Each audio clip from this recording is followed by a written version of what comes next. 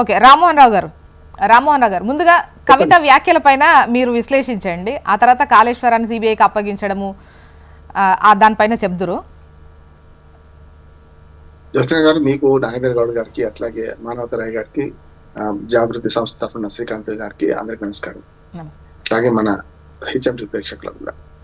వ్యక్తిగతంగా మాట్లాడడం నాకు ఇష్టం ఉండదు, కానీ పార్టీలు ప్రజలకు ప్రతిరూపాలు, అది అర్థం చేసుకోవాలి. ప్రజల ఆస్తులు కూడా పార్టీలు, కుటుంబ వ్యవహారం కాదు. వాళ్ళ కల్వకుంట్ల కుటుంబ కథా చిత్రాన్ని నడుస్తున్నది. ఇది నిజంగా చెప్పాలంటే ప్రజలకు బాధ అంటున్నాను. అనేక ఆకాంక్షలతోని పేగుబంధం పెట్టుకొని కార్యకర్తలు చెమట రక్తం ఒడిచి, అటు శ్రీకాంత్, ఇటు అట్లాగే మనకు నాగేంద్ర గౌడ్ గారు, అందరూ కూడా పార్టీని నిర్మించాలంటున్నాను. ఒక కుటుంబ కథ చిత్రం అంటే కల్వకుంట్ల ఆస్తి కాదు ఇది. దాన్ని అర్థం చేసుకోవాలి. మొట్టమొదటి ఏ పార్టీ అయినా, కాంగ్రెస్ కావచ్చు, తెలుగుదేశం కావచ్చు, వైసీపీ కావచ్చు, ఇవాళ బీఆర్ఎస్, టీఆర్ఎస్ కావచ్చు, వీళ్ళు అర్థం చేసుకోకుండా కేవలం మీ కుటుంబ కలహాలను ప్రపంచానికి, దేశానికి ఎందుకు చుట్టుపడుతున్నారని నేను అంటున్నాను. నేను స్పష్టంగా చెప్తున్నాను. ఇవాళ కేవలం ఆ నలుగురి ఆస్తి కాదు, కేవలం కేసీఆర్ కుటుంబ ఆస్తి కాదంటున్నాను. ఈ పార్టీలో యువకులకు ఉంటే మీరు వేదికల మీద, పార్టీ వేదికల మీద తెలుసుకోవాలి అని అది విడిచిపెట్టి ఇవాళ ప్రజా సమస్యలు ఇన్ని ఉండగా వీటి గురించి మీ వ్యక్తిగత స్వార్థం కోసం వ్యక్తిగతంగా చేసుకుంటే ఆవులు కొట్టాడుకుంటే లేఖదూడల కాళ్ళు విరుగుతాయి. నాగేంద్ర గౌడ్ గారు ఇప్పుడు మాలిక సందర్భంలో ఎరికినట్టు ఆయన ఏం మాట్లాడలేకపోతున్నాడు. అటుపక్క శ్రీకాంత్ మా కవితక్క మంచిది అంటారు. ఇద్దరు కూడా కవితక్క శిష్యులే కదా. నేనేమంటున్నానంటే ఇక్కడ సమస్య అది కాదు. కవిత మాట్లాడిన అంశాలలో కొన్ని నేను స్పష్టంగా చెప్తాను. అంటే ఇంటిలోని పోరు ఇంతింత కాదయ్యా, విశ్వదాభిరామ వినరవేమా అన్నారు గతంలో. అందుకని ఆ పాటకు సరిగ్గా సరిపోతుంది. ఇవాళ యాదవ కులంలో ముసలం పుట్టినప్పుడు శ్రీకృష్ణ పరమాత్ముడే ఈ బాధ తప్పలేదు ఆయనకి. మొత్తం యాదవ కులమే నాశనం అయిపోయింది. చూసినాం కదా మనం. అటువంటి అప్పుడు ఒక కుటుంబము మంచి చెట్టు కుటుంబంలో ఎవరు ముందు వచ్చారు, ఎవరు వెనక వచ్చారు కాదు. కానీ కేసీఆర్ గారు పార్టీ పెట్టినప్పటి నుంచి ఉన్న హరీష్ రావు గారు కానీ, ఆ తర్వాత నా కొడుకు బిడ్డ అమెరికాలో ఉంటారు, ముసలుడు మేము ఇద్దరే ఉంటాం, మాకేం స్వార్థం ఉందా అన్న కేసీఆర్ గారు కానీ, ఆ తర్వాత వచ్చిన వీళ్ళిద్దరు కానీ, ఇటీవల అంటే అధికారంలోకి వచ్చిన సంతోష్ రావు గారు కానీ, వీళ్ళు నలుగురు 4 పిల్లర్స్ అనుకుంటే మధ్యన నిట్టాడు అంటాం. నిట్టాడు కేసీఆర్ గారు. ఈ 5గురితోనే పార్టీ ఉందా? ఈ 5గురితోనే పార్టీ నడుస్తుందా? లేదు కదా. నేను అదే చెప్తున్నాను. రక్తము చెమట ధారపోసిన వాళ్ళ పార్టీ కార్యకర్తలు నాకు రోజు మాట్లాడుతున్నారు, సరే సరే సమస్య మేము ఏం చేయలేకపోతున్నాం, ఏం మాట్లాడలేకపోతున్నాం అని అంటున్నాను. నేనంటున్నాను నిజంగానే ఇప్పుడు మన కవిత గారి వ్యాఖ్యలు తీసుకున్నాం. మొదలు అమెరికా పోయి వచ్చింది, లెటర్ లీక్ అయింది అన్నాడు. చెప్పాను నేను, అమ్మ రాసింది నువ్వన్నా లీక్ చేయాలి, లేకపోతే మీ నాన్న లీక్ చేయాలి. నడుమ ఎవరితో పంపినావు? నువ్వు పంపిన లీక్ చేయొచ్చు, అంతే కదా. కొరియర్ రోడ్ పోస్ట్ అయితే లీక్ చేయడు. మరి మన వ్యక్తితో పంపినవా? అంటే చిన్న ముంచేది కంకణానికి అర్థం ఎందుకు? దానికి పెద్ద ఎంక్వైరీ, చిదంబరం రాష్ట్రం, దానికి పెద్ద ప్రజల సమస్య, అది చిత్రీకరించారు. ఆమెకు అన్యాయం జరిగింది. మహిళా పక్షపాతిని చాలా సార్లు ఏమంటే అన్యాయం జరిగింది అనుకుందాం. ఎక్కడ మాట్లాడుకోవాలి? తల్లిదండ్రులు ఉన్నారు. ఇప్పుడు మీకే అట్లా అవకాశం లేకపోతే నాగేంద్ర గౌడ్ గారికి, శ్రీకాంత్కు ఎట్లా అవకాశం ఉన్నట్టు లెక్క పార్టీలో? ఇప్పుడు వాళ్ళు ఎక్కడ ఏమిటో చెప్పుకోవాలి. ఇప్పుడు కన్న తల్లి దయ్యం అయితే తొట్లకట్టి దిక్కి అవడానికి తెలంగాణ సామెత మనకు. అటువంటిది మీ కన్న తల్లి కంటి తల్లి దానికి దయ్యమో రాక్షసుడు అయినప్పుడు నువ్వు ఎవరితో, నీకే దిక్కు లేదు, కార్యకర్తలకి ఎక్కడ దిక్కు ఉంటది? కనుక ఆ లేఖ లీకేజ్ అనేది అనవసరంగా పిచ్చి ఫార్స్ అంటున్నాను. అయిపోయింది, వచ్చేసిన తర్వాత దేవుడు ఆయన పక్కన దయ్యాలు ఉన్నాయి అన్నాడు. దేవుడు పక్కన దయ్యాలు ఉంటాయి ఎక్కడైనా? దేవుడు వస్తే దయ్యం మారిపోవాలి. దేవుడు పక్కన దయ్యాలన్నావు. ఆ దయ్యాల పేరు చెప్పలే, నిన్న చెప్పిండ్రు, మంచిది కాదట్లేదు నేను. కానీ ఏమంటున్నా అంటే పార్టీలో నీకు అన్యాయం జరగలే కదా. నిజంగా చెప్పానంటే మా షర్మిల లాంటిది ఏడుస్తే లెక్క. ఎందుకంటే తండ్రి ఉన్నప్పుడు పదవి ఇవ్వలేదు, అన్న ఉన్నప్పుడు పదవి ఇవ్వలేదు, అన్న విడిచిన బాణాన్ని అని చెప్పి జగన్ ఉన్న బాణాన్ని తిరిగి 3000 కిలోమీటర్లు తిరిగితే దిక్కు లేకుండా పోయింది. వాళ్ళ కాంగ్రెస్ పార్టీ ఆమె అధ్యక్షురాలుగా ఉన్నది. నేను పోలుస్తున్నాను.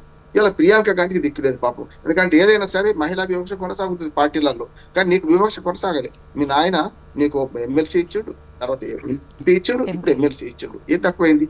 నేనేమంటున్నది అంటున్నాను. ఎందుకంటే నేను ఆవేదన ఏంటంటే ఈ పార్టీ కార్యకర్తల ఆస్తిని మీరు అనవసరంగా మీ కుటుంబ కలహాలు పెట్టుకొని పార్టీని బజారుకి ఇడుస్తున్నారు. కడుపు తెచ్చుకుంటే కాళ్ళ మీద పడుతుంది.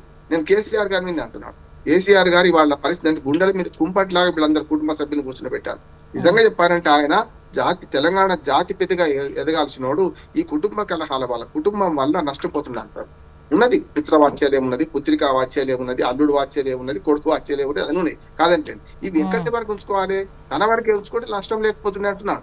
ఇట్లా ఎవరు చెప్పారు? నేను చెప్తున్నా, మీకు పార్టీకి హెచ్చరిక అంటున్నాను.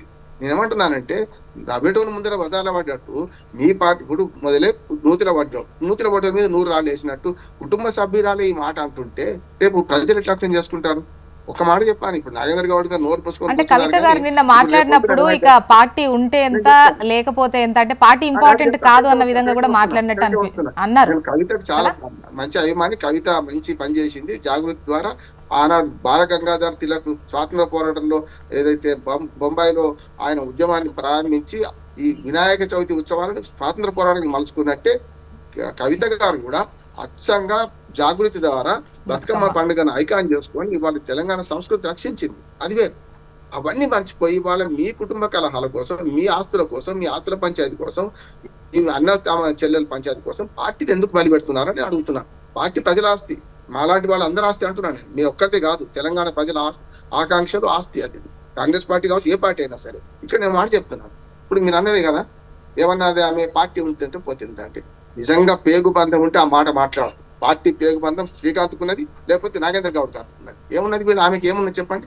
మధ్యన వచ్చింది, మధ్యన వస్తే ఇప్పుడు మధ్యన పోతారు. ఇంకో మాట, రేపు వీళ్ళందరి మాటలు ఎప్పుడు మారతాయంటే, జగదీష్ రెడ్డి కొంత బయటపడితే, ఇప్పుడు నేను ఆమెను కూడా బాడీ షేమింగ్ చేసినట్టు ఎవరైనా చేస్తే కోప్పడ్డాను, తప్పు అన్నా. ఇప్పుడు ఆమె లిల్లు పుట్టానంటే తప్పు కదా, జగదీష్ రెడ్డిని ఇంకెవరైనా అనడం తప్పు కదా. ఇవాళ ఇంకోటి కూడా చెప్తున్నాను, స్పష్టంగా ఆమె చెప్పింది రెండు నిజాలు ఉన్నాయి, మంచి నిజాలు చెప్పింది. ఆమె ఒకటేమో కాళేశ్వరంలో అవినీతి జరిగిందని ఒప్పుకున్నాను, నెంబర్ 1. ఆ అవినీతి కారణం ఎవరు అంటే దేవుడు, కేసీఆర్ దేవుడు ఆ హరీష్ రావును సంతోష్ రావు చేసింది, కరెక్ట్ గా. అటువంటి అప్పుడు ఆ అవినీతి చూస్తూ మౌనంగా ఉన్నవాడు కూడా నేరస్తులు అవుతారు కదా అంటున్నాను. నేను అడ్వకేట్ చెప్తున్నాను, ఎప్పుడు కూడా నేరాల్లో డైరెక్ట్ కత్తితో పొడిచిన నేరస్తుడు కాదు, కత్తితో పొడిపించడానికి కారణమైన నేరస్తులు అవుతారు. ఆనాడు దేవుడు అన్న ఆయన దయ్యాలను పక్క పెట్టుకుంటూ తప్పే, దేవుడు కాదు. ఇవాళ అవినీతి పరులని ఆయన పక్కన ఉంచుకుంటున్నారు అంటే ఆమె వాస్తవం ఒకటి చెప్పింది. నెక్స్ట్ కాళేశ్వరాన్ని సిబిఐకి అప్పగించారు, ఎందుకంటే మనకు సమయం అయిపోతుంది. వ్యతిరేకమైతే ఒక మాట, నాకు కూడా వేరే ఛానల్ పోవాల్సింది, నేను ఒక మాట చెప్తాను. ఇక్కడ ఒక సమస్య ఉందంటే, ఇవాళ పక్కన ఉన్న వాళ్ళు అభివృద్ధి చేసినట్టుంది కదా. నిజంగా ఆమె అన్నట్లు కరెక్ట్. ముగ్గురు పట్టుకుంటే ఇంజనీర్లు 1000 కోట్లు దొరికినాయి కదా, 1000 కోట్ల ఆస్తులు దొరికినాయి కదా. అంతేందుకు హరీష్ రావును దూరం పెట్టిన మాట అందరికి, పబ్లిక్ అందరికి తెలిసే కదా. ఆయన మహమూద్ అలీ తాను కేసీఆర్ ఇద్దరే మంత్రి, ఉప ముఖ్యమంత్రిగా చేసుకొని 6 నెలలు అయితే పదవులకు అందరి కొడుకును బిడ్డను అందరి దూరం పెట్టిండు కదా. మరి అటువంటిప్పుడే ఆయన ఆత్మకు శోభించింది అంటున్నా. ఆయన నిజంగా చెప్పారంటే అరే ఈ చుట్టాలు ఏంది కథ ఏంది అనుకున్నారు. అప్పటి సంస్కరణ ఎందుకు చేయలేదు? ఇదే కవిత గారు ఆ 7 ఏళ్ల కింద ఎందుకు మాట్లాడలేదు? ఈ హరీష్ రావు దొంగ, హరీష్ రావు తప్పు చేసిన ఎందుకు మాట్లాడలేదు? అంటే మీరందరూ కూడా ఆస్తులు సంపాదించుకొని ఈ పార్టీ పేరు మీద ఎవరికి వాళ్ళు సేఫ్ సైడ్ అయ్యి మీ ఆస్తుల పంచాయతీ, మీ అధికార పంచాయతీ కోసం మా పార్టీ నాశనం చేస్తాను. తప్పు కదా అంటున్నాను. ఇవాళ ఆమెను సస్పెండ్ చేయండి, చేసిన తర్వాత తెల్లారి నాగేంద్ర గౌడ్ మాట్లాడి చెప్తా, నేను చెప్తా. ఇప్పుడు నేను మాట్లాడుతుంటే 12 ఇంతలు మాట్లాడతాను. కవిత మీరు గౌరవంతో చెప్తున్నారు జ్యోత్స్న గారు, ఇది పార్టీకి మరణ శాసనం లిఖిస్తున్నారు వీళ్ళు. నిజంగా చెప్పాను, తెలంగాణ ప్రజల ఆకాంక్షలను అస్తిత్వ పోరాటం నవమానపరుస్తున్నారు. పేగు బంధం లేకపోవడం ఇట్లా మాట్లాడుతున్నారు. మీ సొంత ఆస్తుల కోసం, మీ సొంత పంచాయతీ కోసం, మీ కుటుంబ కథా చిత్రాన్ని ప్రజల మీద రుద్దకండి. స్పష్టంగా కేసీఆర్ గారు నిర్ణయం తీసుకోవాలి. ఏం నిర్ణయం తీసుకోవాలంటే 12 గంటలు ఆలోచన చేస్తున్నారు కదా, ఆమెను ఉంచుతారా తీసేసుకుంటారా మీ ఇష్టం. లేదు ఉంచుతా అంటారు, మీరు ప్రజల తరఫున కొట్లాడే వాళ్ళని ఉంచుకోండి. అనవసరంగా ఇదంతా చేసుకొని మీరు కొట్లాడుకొని మీ కొట్లాటను ప్రజల మీద రుద్దకండి. పార్టీని కాపాడుకోండి, పార్టీ ప్రజల ఆకాంక్షలను నిర్వహించే ప్రయత్నం చేయండి, కార్యకర్తలను కాపాడుకోండి. కార్యకర్తలందరూ గోరుమని ఏడుస్తున్నారు. ఇప్పుడు వాళ్ళకి మీ పంచాయతీ చూడంగా ఏం చేయాలి? రామ్మోహన్ రావు గారు ఒక్క మాటనేమో, స్వామి కంటే స్వామి భక్తి, రాజు కంటే రాజభక్తి చూపించే ఎప్పుడు కూడా తప్పే అవుతారు. మీరు ఈ ఆవులు కొట్లాడుకుంటే లేగదూడల కాళ్ళు విరిగిపోతున్నాయి. మీ పార్టీని మీరు కాపాడుకోండి అని హెచ్చరిస్తున్నారు. ఓకే, ఇక సిబిఐకి అప్పగించడం పైన ఒక్క 1 minute లో చెప్పండి. ఒక్క మాట చెప్పేస్తా. సిబిఐకి అప్పగించిన మంచి పని చేసిండ్రు. వ్యూహాత్మకంగా రేవంత్ రెడ్డి గారు స్పష్టంగా మంచి పని చేసినట్టున్నా. నేను ఇవాళ మంచి చెట్టు కమిషన్ ఏం తెలుస్తుందని మొదటి నేను చెప్పినమ్మా. కమిషన్ ఏం తెలుసదు, అది పాము మన కర్ర విరగలేదు, పాము జావలేదు, అలా ఏం ఉండదని కూడా నేను మొదటి చెప్తున్నా. Commission it self wrong. Commission it self వాళ్ళకు ఏవైతే వాళ్ళకు టర్మ్స్ ఆఫ్ రెఫరెన్సెస్ ఇచ్చిండ్రో, నిజంగా అక్బరుద్దీన్ ప్రసంగం అన్నిటికన్నా హైలైట్.